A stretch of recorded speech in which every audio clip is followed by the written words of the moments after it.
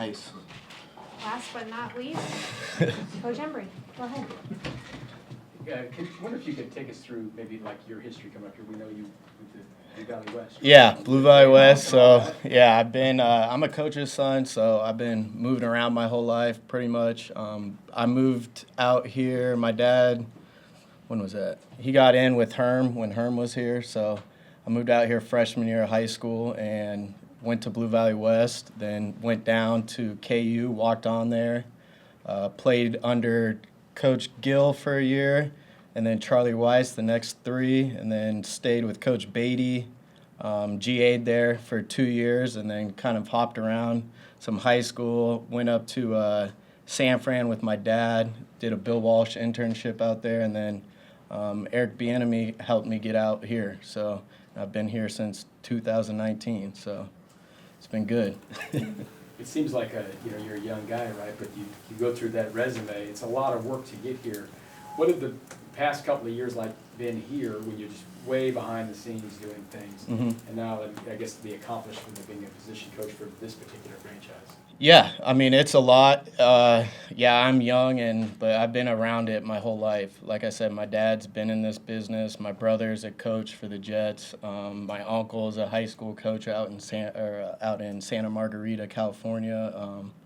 But yeah, it's just always been in my blood. I grew up wanting to be a coach. So it takes Coach Reed puts a lot on us.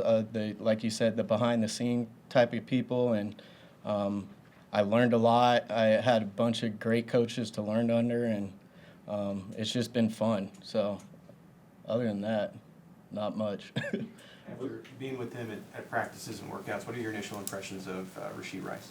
He's doing great. The whole group's doing great. I like all 12 of them. I think we have 12. Yeah, all 12 of them. They've all been working.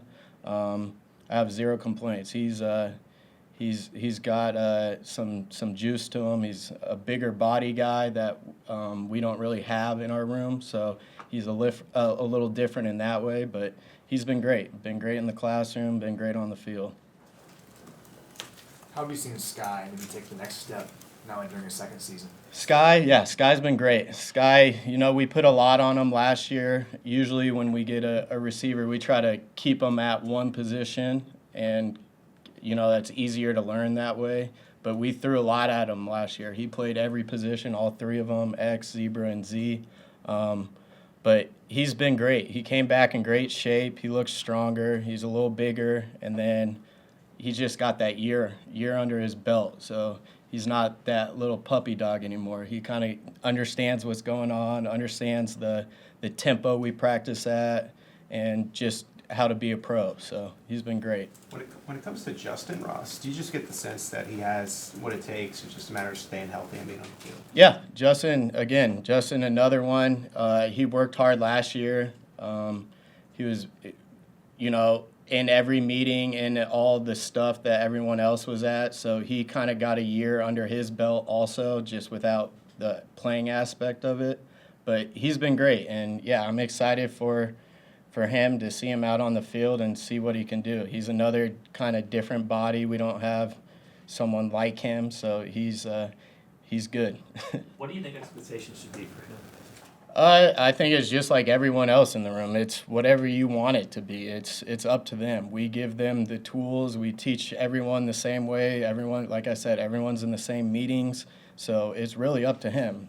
He's got the talent. He's obviously in the NFL for a reason. So it's just like anyone else in the room. They got to go earn it. So. Couple more. Connor, you said that coach is really hard on quality control coaches. Can you explain just what was one of the hardest assignments that Andy gave you that helps you be the coach you are today?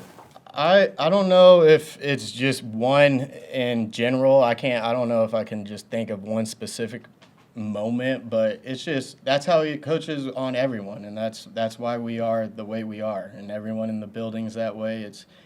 There's a standard. It's not just for the players, it's for the coaches too, and you learn that fast. You learn you're out or you're coming up to the standard. So but like I said, it's been great learning from obviously one of the greatest or the greatest coaches there's been in this league. So I always joke, I'm like, he's forgotten more football than I'll probably ever learn. So he's been a great mentor, and I wouldn't want it any other way.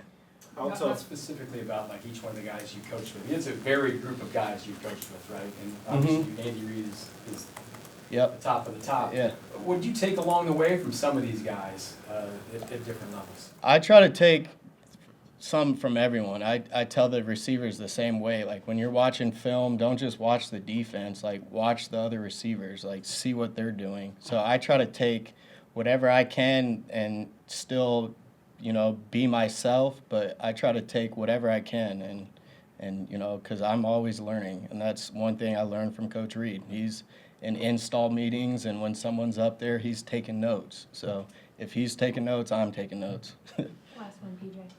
How tough is it for, because, it's kind of once you get into that Andy Reid circle, you're in it. Mm-hmm. How tough is it to reach up to his standard and to his level?